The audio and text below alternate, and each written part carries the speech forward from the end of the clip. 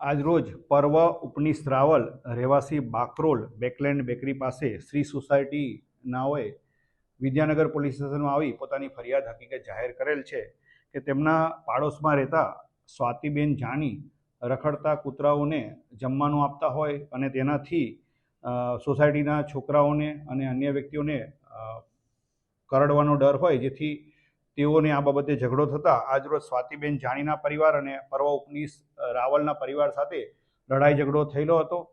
તે લડાઈ ઝઘડાની અંદર સ્વાતિબેનના બનેવી હેતલભાઈ, તેમના મિત્ર ઉમંગભાઈ ઇનામદાર નાઓએ બહારથી 8 થી 10 માણસોને બોલાવી અને પર્વ ઉપનીશ રાવલના પપ્પા ઉપનીશભાઈ, તેની પત્ની હિમાનીને લાકડી તથા અન્ય હથિયારોથી તેમની ઉપર જીવલેણ હુમલો કરી મારી નાખવાની ધમકી આપી અને ફ્રેક્ચર કરી અને તેમના મોટરસાઇકલોને નુકસાન કરેલ છે. તે બાબતે ફરિયાદ આપતા આ બાબતે વિદ્યાનગર પોલીસ સ્ટેશનમાં ગુનો રજીસ્ટર કરવામાં આવેલો છે. ગુનાની ગંભીરતા સમજી પોલીસ અધિક્ષક શ્રી જસાણી સાહેબે જરૂરી સૂચના અને માર્ગદર્શન આપેલી છે. આ ગુનાની અંદર પ્રોફેશનલ વ્યક્તિઓ આવેલા હોય અને તેઓએ આ બંને પરિવારની બબાલની અંદર, બંને પરિવારના સામાન્ય બોલાચાલીની અંદર તેઓએ આવી અને લાકડીથી જીવલેણ હુમલો કરેલો હોય.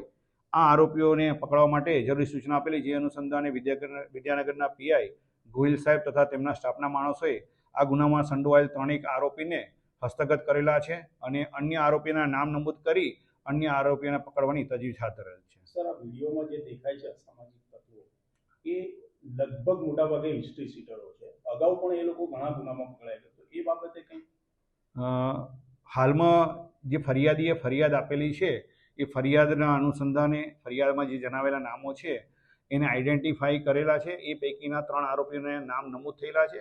એ આરોપીઓની પૂછપરછ કરી આ ગુનામાં સંડોવાયેલ અન્ય આરોપીઓ છે એ બાબતે પૂરતા પુરાવા એકત્રિત કરી અને તેના વિરુદ્ધમાં અટક કરી અને કાયદેસરની કાર્યવાહી કરવામાં આવશે. આ અગાઉ જો અટક કરવામાં આવનાર આરોપી જે આ ગુનામાં સંડોવાયેલા છે તેમના વિરુદ્ધમાં 1 કરતાં વધારે ગુનાઓ હશે તો સંગઠિત ગુનાની જે કલમ છે એનો પણ ઉમેરો કરવામાં આવે છે અને તેઓના વિરુદ્ધમાં પાસા તડીપારના જે પણ યથાયોગ્ય અટકાયતી પગલાં હશે તે પણ લેવામાં આવશે.